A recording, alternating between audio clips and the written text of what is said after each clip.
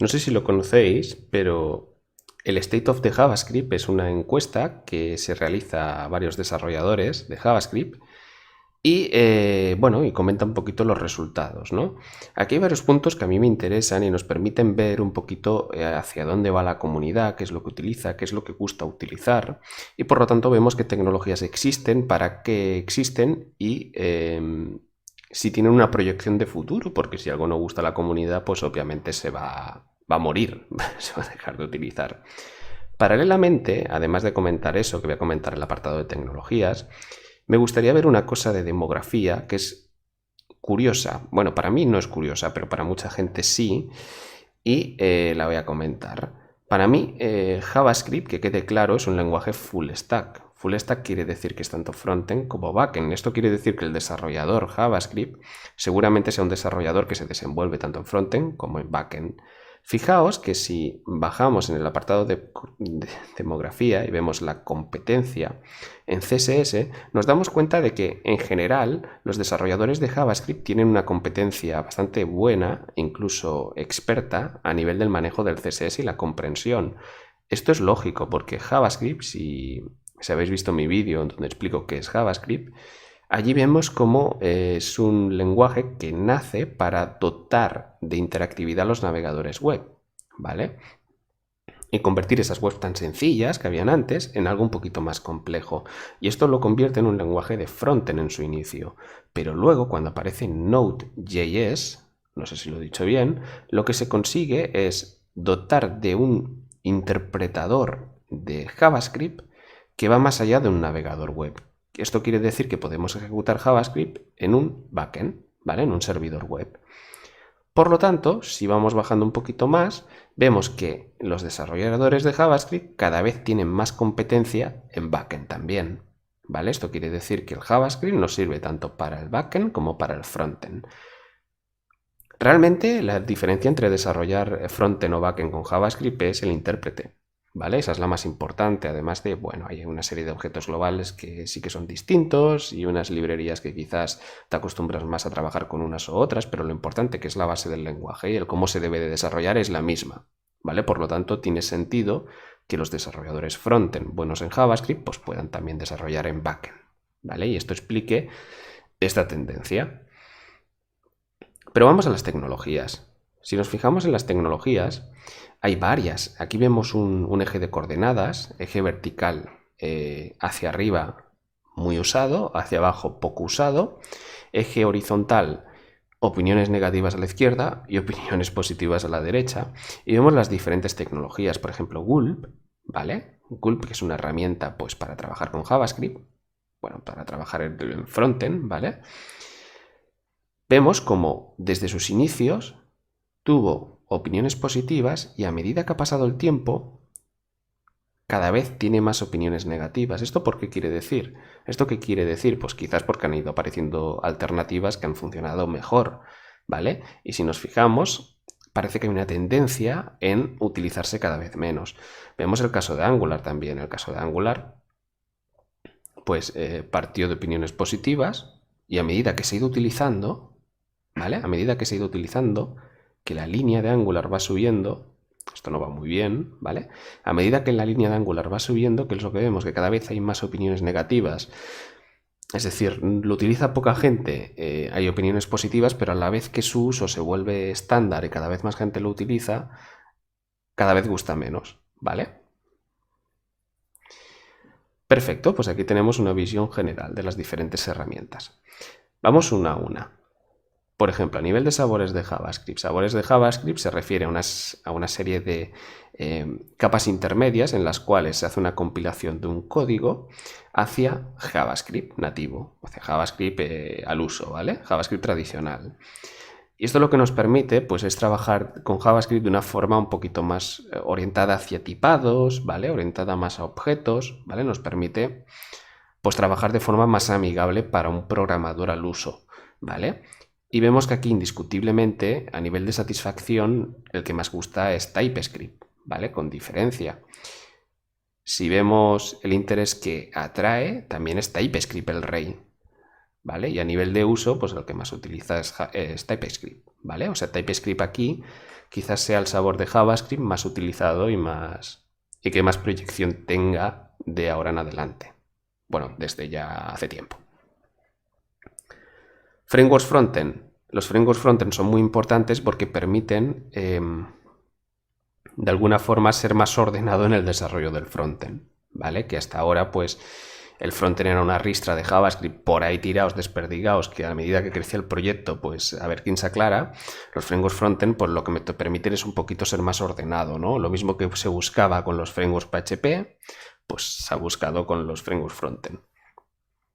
Y aquí vemos que hay una serie de frameworks que se disputan el liderazgo: Svelte, React y Vue.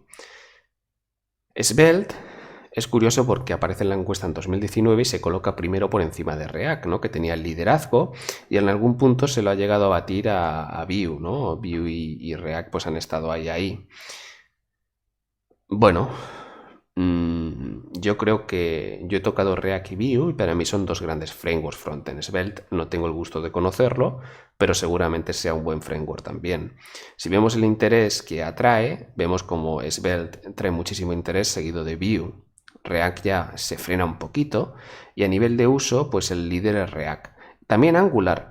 Fijaos que Angular tiene mucho uso, pero sin embargo vamos a la encuesta de satisfacción y vemos como de capa caída. ¿Por qué? Porque a medida que lo he ido utilizando la gente, pues seguramente ha ido no gustando, ¿no? Como he enseñado antes, me parece. Perfecto.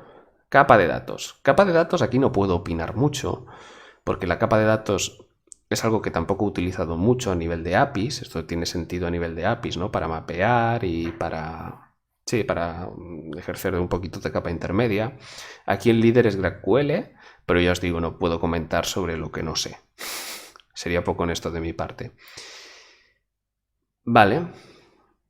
A nivel de framework backend, aquí tenemos que diferenciar, aquí se mezclan un poquito. Vemos que Next.js, Express, Fastify no lo conozco, pero sí que Nux sí que lo conozco. A nivel de interés, vemos como Next, Express, Fastify, Gatsby adquiere posiciones, ¿vale? Y a nivel de uso, pues lo que más se utiliza es Express, luego Next, luego Gatsby y luego Nux. Nux va muy por debajo. Express tiene un 80% de uso, pero también es importante destacar que Express y Next, al igual que Nux y Gatsby, son conceptos totalmente distintos. Express se utiliza más bien para el tema de las APIs, ¿vale? No son frameworks tan frontends. Es que Next es un framework frontend, o sea, Express es un framework puramente backend, que se utiliza muchísimo para hacer APIs. Next es un framework y Nux y Gatsby son frameworks que son full stack, que tanto interactúan en el frontend como interactúan en el backend. Y esto tiene sentido porque cuando se creó React y Vue, estos frameworks frontend, lo que pasaba es que renderizaban todo en el cliente, y esto de cara a los navegadores impide su scrapeo, impide que tu web tenga un buen SEO, ¿no? Como se suele decir, porque no es scrapeable, porque el robot no puede saber de qué va tu web, porque para saber de qué va tu web tienes que renderizar el contenido en el server. Y Next, Gatsby y Nux te permiten eso, elegir qué contenido tú quieres renderizar en el servidor para que los navegadores lo interpreten. Next nace de React y Nux nace de Vue. A lo mejor algún día hago un vídeo hablando de estos dos. Gatsby también nace de React. Gatsby es un Next reducido, ¿vale?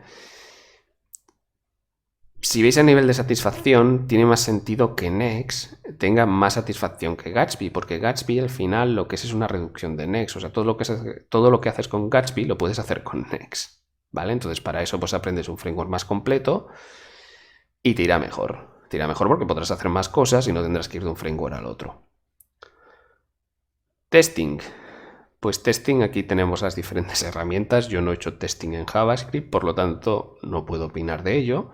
Pero aquí, bueno, puedes ver las distintas herramientas que se llevan y cuáles gustan y cuáles no. Herramientas de construcción, aquí esto me ha extrañado bastante porque yo pensaba que Webpack era la reina, Webpack era el rey.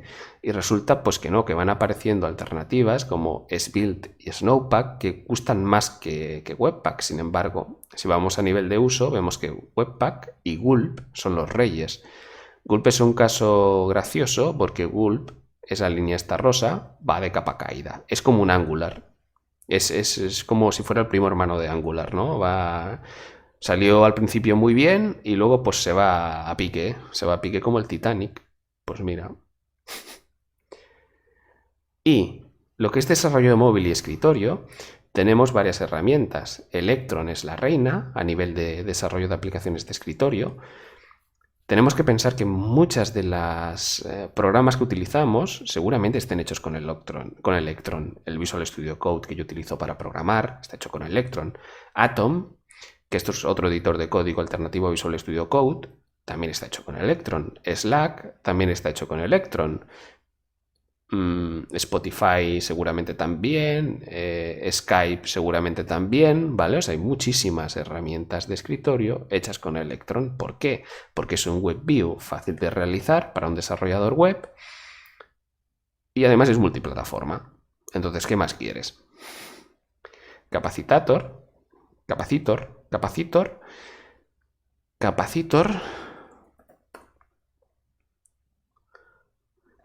diría que es como una versión de Ionic, parece. No estoy bien seguro de lo que es, pero yo creo que es una versión de Ionic, es algo similar a Ionic, ¿vale? Realmente no sabría deciros qué es, honestamente, pero esto es para hacer aplicaciones móviles, ¿vale? Tendríamos React Native, que es un framework que deriva de React, al igual que Next derivaba de React, pues React Native también deriva de React y esto nos permite pues, hacer aplicaciones nativas. Tenemos Expo. Expo es un complemento a React Native que te da muchos elementos hechos para trabajar sobre React Native. Lo que pasa es que haces una aplicación que pese mucho más. Luego tenemos Ionic. Ionic pues es lo que yo creo que es como el capacitor, ¿vale?